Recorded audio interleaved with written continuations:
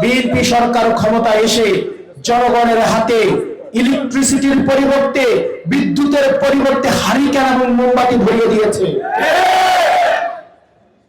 এখন আবার সভ্যতার প্রাচীন কালের মতো এখন মাঝে মাঝে বিদ্যুৎ আসে।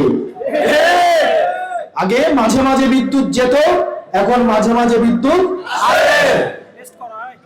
সংসদে দাঁড়িয়ে বিদ্যুৎ মন্ত্রী বলেন ইলেকট্রিসিটি নাকি যায় না, ইলেকট্রিসিটি নাকি সব সময় থাকে।